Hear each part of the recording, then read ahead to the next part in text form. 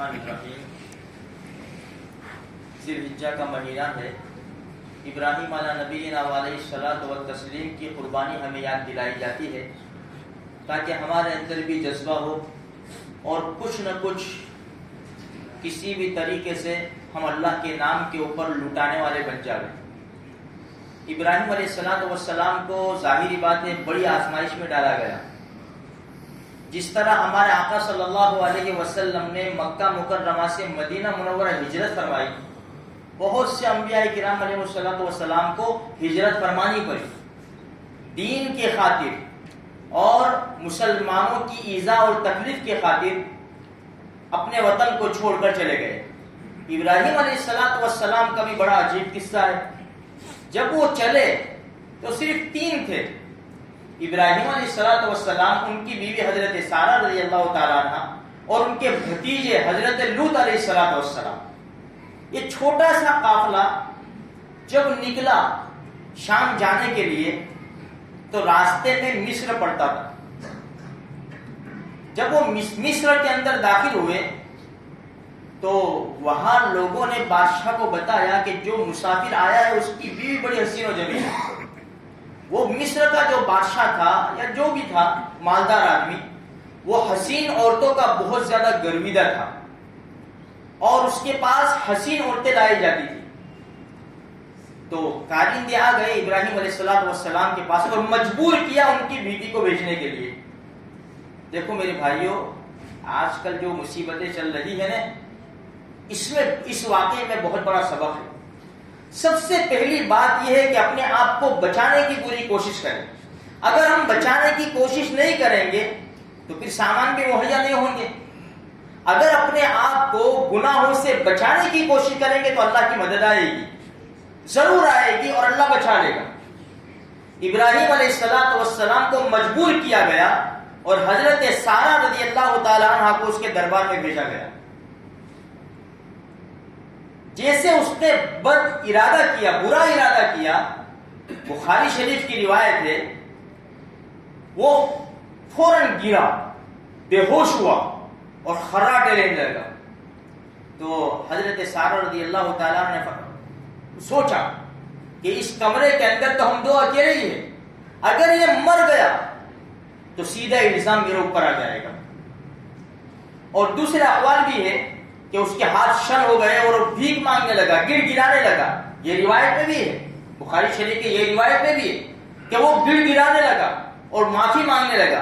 حضرت سارہ رضی اللہ تعالیٰ عنہ نے اللہ سے دعا کی اور وہ ٹھیک ہو گیا، لیکن وہ ظالم، اس کے اوپر شیطان سوار تھا۔ پھر دوسری مرتبہ ارادہ کیا، حضرت سارہ رضی اللہ تعالیٰ عنہ نے نماز پڑھی، پھر دعا کی، پھر اس کا بدن شل ہوا۔ 3 مرتبہ ایسا کیا، 3 مرتبہ، تین مرتبہ وہ شل ہو گیا اور گرا، اور اس نے عاجز آ کر دعا کی، درخواست کی حضرت سارہ رضی اللہ تعالیٰ عنہ، اب نہیں کروں گا میں۔ دعا کی، وہ ٹھیک ہو گیا۔ بہترین قسم کی عورت، مفسرین کرام نے ایسا بھی لکھا ہے کہ اس کی خود کی بیوی تھی یا جو بھی تھی، بیٹی تھی، جو بھی کچھ بھی تھی، یہ حضرت ہاجرہ رضی اللہ تعالیٰ عنہ، بعض لوگ کہتے ہیں کہ اس کی باندھی تھی، یہ بھی ہے، لیکن یہ اس کا خلاصہ کیا گیا، یہ بڑی زبردست عورت تھی، خاندانی عورت تھی۔ حضرت ہاجرہ رضی اللہ تعالیٰ عنہ کو ہدیہ دے دیا کہ بھائی یہ عورت ہاجرہ نامی حضرت سارہ رضی اللہ تعالیٰ عنہ کے لیے ہدیہ ہے۔ اب یہ لے کر واپس آئی ابراہیم علیہ الصلوۃ والسلام کے پاس۔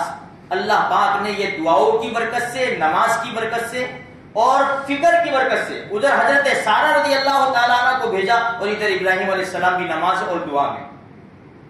سارہ رضی اللہ تعالیٰ عنہ دعا کیا کی تھی؟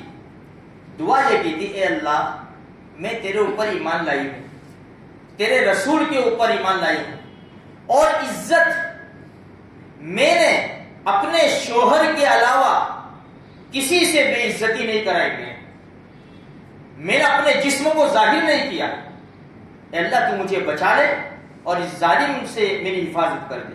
3 مرتبہ ایسے جملے بولے، اللہ تبارک و تعالیٰ نے غیب سے مدد فرمائی، وہ ظالم سے حضرت سارہ رضی اللہ تعالیٰ عنہ کو نجات ملی۔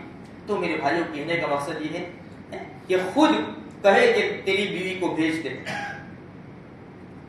ہم سوچیں نا تو کتنا کتنا بڑا یہ کام ہے اور کتنی بڑی زبردست اس کی آفر ہے. اب ابراہیم علیہ السلام مجبور، لیکن یقین تھا کیونکہ وہ تو اللہ کے خلیل تھے نا، اللہ کی ذات کے اوپر پورا یقین تھا، بھیج دیا اور ادھر دعا میں لگ گئے. اللہ پورا ہاتھ بھی نہیں لگا سکا، جیسا وہ ارادہ کرتا تھا اس کے ہاتھ شل ہو جاتے تھے اور چیختا تھا کہ دعا کر میرے لیے. حضرت سارہ کو کہتا میرے لیے دعا کر. حضرت سارہ رضی اللہ تعالیٰ نے دعا فرماتی تھی، وہ اچھا ہو جاتا تھا. یہ بڑی قربانیاں دی ہے میرے بھائیوں. اور یہ قصے ہمارے نبی کو بہت، جو قرآن کریم میں قصے ہیں نا، ہمارے نبی کو قصے سنا کر ان کو یعنی ہمت دلائی، ہمت افزائی کی، اور اس قوم کو بھی یہ قصص سنا کر اس قوم کی ہمت افزائی کی ہے کہ بھائی دیکھو حالات تو آئیں گے لیکن حالات کے اوپر جم جانا ہے. حالات سے گھبرا کر ڈاواڈول نہیں ہونا، اپنے ایمان کو نقصان نہیں پہنچانا، بلکہ ڈٹ جانا ہے جس طرح انبیاء کرام، صحابہ کرام، اولیاء کرام ڈٹ گئے تھے اور اللہ پاک نے ان کو کامیاب کر کے بتایا. آج بھی جتنے بھی حالات ہیں میرے بھائیوں، اتنا ارادہ کر لو کہ کچھ بھی ہو جائے میرے ایمان کو نقصان نہیں ہونا چاہیے. بس ہمیں نہ کوئی رشوت چاہیے، نہ ہمیں کوئی دھن دولت چاہیے، ایمان کے مقابلے میں کچھ نہیں ملے گا چلے گا، لیکن میرے ایمان کو ٹھیس نہیں پہنچنی چاہیے. مقدر کی روزی کہاں چلی جائے گی میرے بھائی؟ مقدر کی روزی کہیں جانے والے، جو ہمارے مقدر میں لکھا ہے وہ ملے گا ہی، وہ مل کر رہے گا. اس لیے اللہ کی ذات کے اوپر بھروسہ کرو. جتنے بھی حالات آوے ہمارے سامنے، جتنی بھی آفر رکھی جاوے کہ یہ کریں گے، بنگلہ دیں گے، گاڑی دیں گے، یہ نہیں، ہمیں کچھ قبول نہیں ہے. اپنے ایمان کا سودا ہم نہیں کر سکتے. یہ اگر ہم نے دل میں نیت بٹھا لی میرے بھائیوں، اللہ کی مدد ہم اپنی آنکھوں سے دیکھیں گے انشاءاللہ. اللہ تبارک و تعالی ہم تمام کو عمل کرنے کی توفیق عطا فرمائے.